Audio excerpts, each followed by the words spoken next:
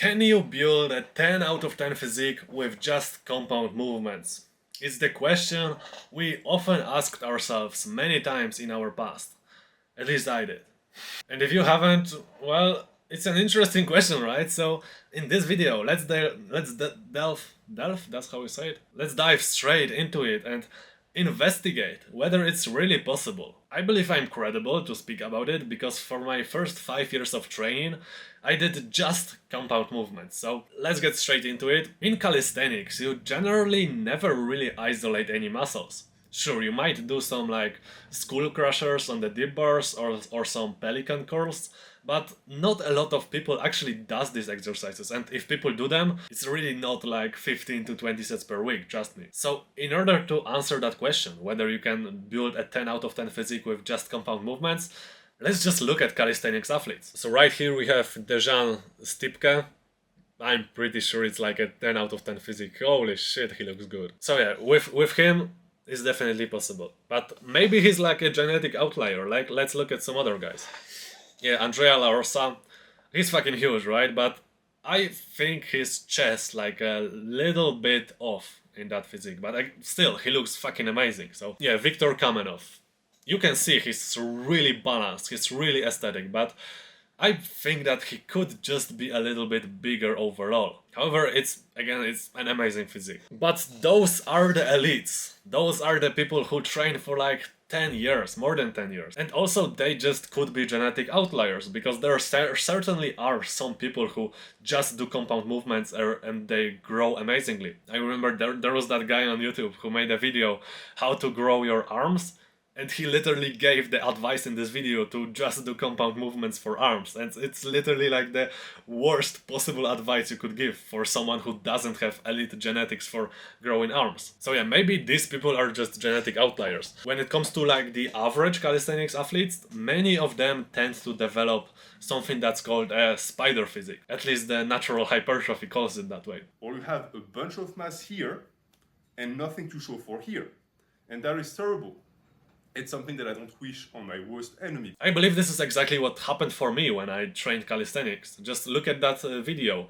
I was doing a pull-up with 60 kg weighted, and my arms just looked like fucking sticks on that video, even though I was having very nice lats. My lats were phenomenal, but my arms, bro, it's a joke. And this is actually why I think some calisthenics athletes develop their arms nicely, while some people struggle to develop their arms, because just some of them have good genetics. That's it. That's the easiest excuse. And when we are actually talking about more advanced calisthenics athletes, they tend to do a lot of straight arm movements, like planches, like levers, things like that.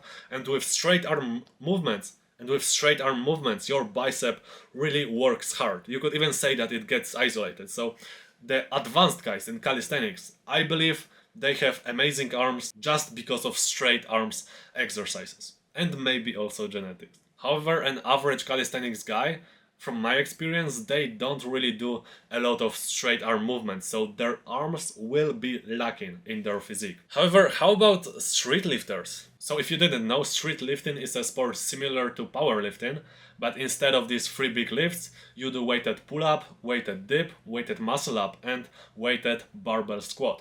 This is literally 4 compound exercises, and the athletes that compete in street lifting mainly just do compound movements, mainly just do those 4 exercises. So look at street lifters. So as you can see, most professionals also have amazing balanced physique. Here is Ludo Adamantium.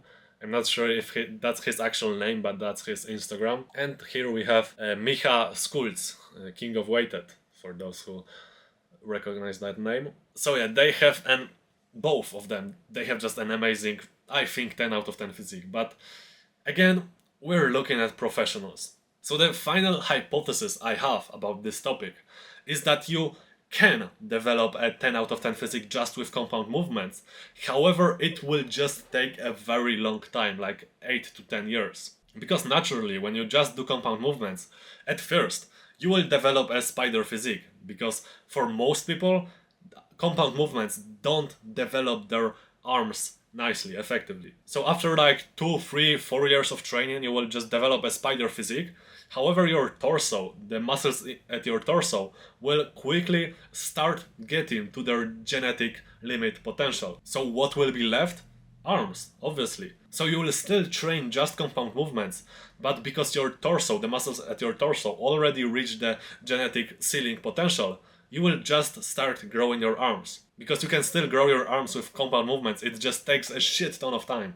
And that is why after like 8 to 10 years of just doing compound movements, your arms will grow anyway, and they will also reach their genetic potential. So that is my hypothesis. It is possible to build a 10 out of 10 physique, it just takes a shit ton of time. And if you were to do compound movements plus isolations for arms and maybe forearms and maybe some other muscles that don't really work that well with compound movements, I'm absolutely sure that you would build the same kind of physique in like half the time, in like 5 years. This is my hypothesis. Again, I'm not like the most experienced guy in strength building and muscle building, but I have quite a big amount of experience, let's just face it. So this is what I think about this topic. If you actually don't agree with me, write a comment down below. I will be more than happy to discuss this topic with someone. And I think that's all for today. I hope I answered your questions, I cleared out any doubts.